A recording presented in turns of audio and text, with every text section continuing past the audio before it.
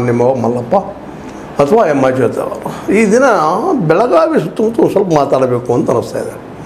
ಅದರಲ್ಲೂ ಈಗಾಗಲೇ B J P ನಮ್ಮ ವಾಹಿನಿ ಅಂದುಕೊಂಡಂತೆ ಮೇಲಿನ ಮೇಲೆ ವಿಶ್ಲೇಷಣೆ ಮಾಡಿದಂತೆ ಜಗದೀಶ್ ಶೆಟ್ಟರ್ ಅವರಿಗೆ ಈ ಕ್ಷೇತ್ರ ಕೊಟ್ಟಿದ್ದಾರೆ ಅಂತ ಸುದ್ದಿಗಳು ಬರ್ತಾ ಇದ್ದಾವೆ. ಈಗಾಗಲೇ ಬಂದಿದ್ದಾವೆ ಸುದ್ದಿಗಳು. ಹೀಗಾಗಿ ಯಾಕೆ ನಾವು ಈ ಮಾತನ್ನು ಮಾತಾಡಿದ್ದೀವಪ್ಪ, ಶೆಟ್ಟರ್ ಅವ್ರಿಗೆ ಯಾಕೆ ಸಿಗ್ತದೆ ಅಂತ ನಮ್ಮ ಒಂದು ತರ್ಕ ಏನಪ್ಪ ಅಂತಂದ್ರೆ, ವಿಶೇಷವಾಗಿ ಸುರೇಶ್ ಅಂಗಡಿಯವರ ಒಂದು ಕಾರ್ಯಕ್ಷೇತ್ರ ಇದು ಬೆಳಗಾವಿ. ಅಲ್ಲಿ ಇಲ್ಲಿ ವಿರೋಧಿಗಳು ಇದ್ದಾರೆ, ಪರನೂ ಇದ್ದಾರೆ. ಮತ್ತು ಬೇರೆ ವಿಶೇಷವಾಗಿ ಅವ್ರ ಮೇಲೆ ಇದ್ದ ಗೌರವದಿಂದ ಕೆಲವೊಂದು ತಾಲೂಕುಗಳಲ್ಲ ಅವ್ರದ್ದೇ ಆದಂಥ ಓಟಿನ ಒಂದು ಸ್ವಲ್ಪ ಸಾಧ್ಯತೆಗಳು ಹೆಚ್ಚಿಗಿದ್ದಾವೆ. ಹೀಗಾಗಿ ಮಂಗಳ ಅಂಗಡಿಯವರು ಈ ಸಲ ಗೆಲ್ತಿದ್ರು ಇಲ್ಲೋ ಆ ಬೇರೆ ಮಾತು. ಎಂಟಿನ ಗಮನಿಸಿ ಹೌದು, ಸುರೇಶ್ರವರು ಅಷ್ಟ ಅವ್ರು ಜನರಲ್ಲಿ ಬೆರಿತಾ ಇರಲಿಲ್ಲ, ತಮ್ಮಸ್ತಾ ಇರ್ತಾಯಿದ್ರು.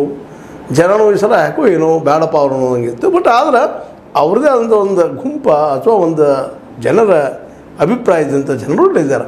ಹೌದಪ್ಪ ಅವರು ಅಡ್ಡಿಲ್ಲ, ಯಾರಿಗೂ ಒಳ್ಳೆಯದನ್ನು ಮಾಡಲಿಕ್ಕೆ ಸಾಧ್ಯ ಇಲ್ಲದೆ ಹೋದರೂ ಕೆಟ್ಟದನ್ನು ಮಾಡೋದಿಲ್ಲ ಅನ್ನುವಂಥ ಒಂದು ಅಭಿಪ್ರಾಯ.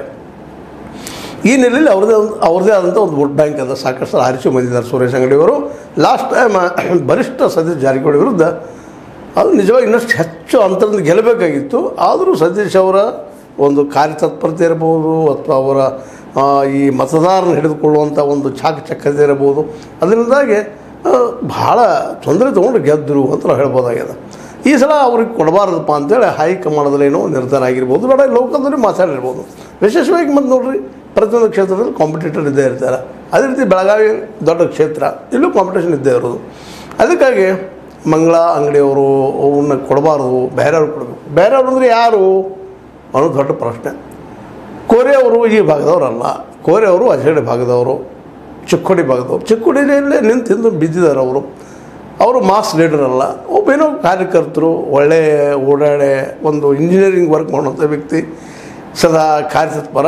ಆದರೆ ಜನರಿಗೆ ಬಂದ ಜನರ ಸಮಸ್ಯೆಗಳು, ಜನಸಾಮಾನ್ಯ ಸಮಸ್ಯೆಗಳು, ಅದ್ರ ಬಗ್ಗೆ ಹೆಚ್ಚಿಗೆ ಅವರಿಗೆ ಅಭ್ಯಾಸ ಅದ ಅಂತ ನಮಗೇನು ಅನಿಸೋದಿಲ್ಲ. ಜನಸಾಮಾನ್ಯರು ಸಹಿತ ವಿಶೇಷವಾಗಿ ಅವ್ರ ಮುಂದೆ ಬಂದಾಗ ಹೊಗಳ್ತಿರ್ಬೋದು ಅಷ್ಟೇ, ಹಿಂದೆ ಹೋಗಿ ಅವರ ಒಂದು ಶ್ರೀಮಂತಿಕೆ ಬಗ್ಗೆ ಅಥವಾ ಅವ್ರ ಕೈಲಿಯಲ್ಲಿ ನಡೆದುಕೊಂಡಂಥ ರೀತಿಗಳ ಬಗ್ಗೆ ಟೀಕೆ ಮಾಡೋರು ಸಾಕಷ್ಟು ಇದ್ದಾರೆ. ಮತ್ತು ಬೇರೆ ಟೀಕೆ ಪ್ರತಿಯೊಂದು ಕ್ಷೇತ್ರದಲ್ಲಿ ಇದ್ದೇ ಇರ್ತದೆ.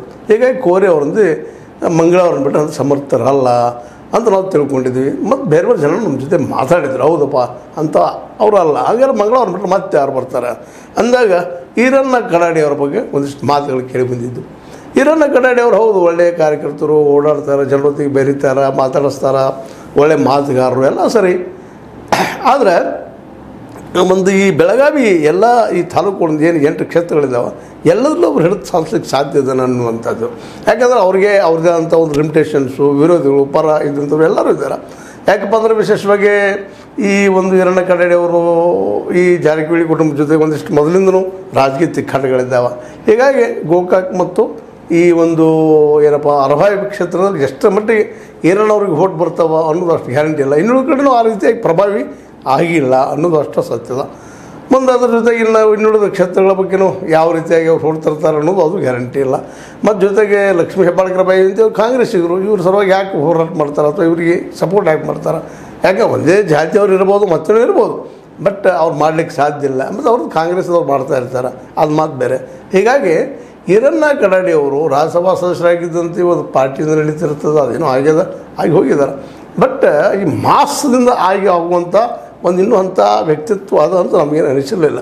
ಅದಕ್ಕಾಗಿ ಮೋಸ್ಟ್ಲಿ ಶೆಟ್ಟರ್ಗೆ ಸಿಗ್ಬೋದು ಟಿಕೆಟ್ ಮೇಲೆ ಹೇಳ್ತಾ ಇದ್ವಿ.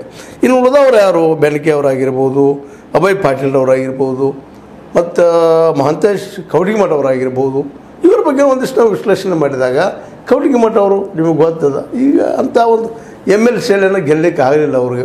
ನೋಡಿದ್ದೀವಿ ನಾವು ಅದನ್ನು ಹಿಂದಿನ ಮೊನ್ನೆ ಚುನಾವಣೆಯಲ್ಲೇ. ಈ ಎಲ್ಲ ನೆಲೆಯಲ್ಲಿ ಇವತ್ತು ಇನ್ನೊಂದು ಏನಪ್ಪ ಅಂದರೆ ಇಲ್ಲಿವರೆಗೆ ಅವ್ರು ರಾಜಕೀಯ ಮಾಡ್ತಿರ್ಬೋದು ಚಿಕ್ಕೋಡಿ ವಿಭಾಗದಲ್ಲೇ.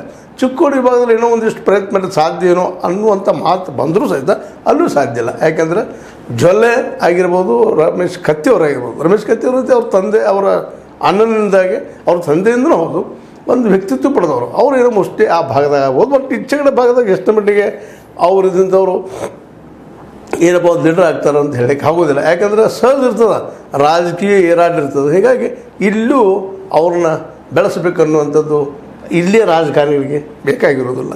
ಮತ್ತು ಒಳಗಿದೊಳಗೆ ತಿಕ್ಕಾಟಗಳು ಇರ್ತಾವೆ, ಜಗ್ಗಾಟ ಇರ್ತದೆ. ಹೀಗಾಗಿ ಈ ಒಂದು ರಮೇಶ್ ಅವರಿಗೂ ಸಾಧ್ಯತೆಗಳು ಕಡಿಮೆ ಇದ್ದು ಬಿ ಜೆ ಪಿಯಲ್ಲಿ ಕೊಡೋದು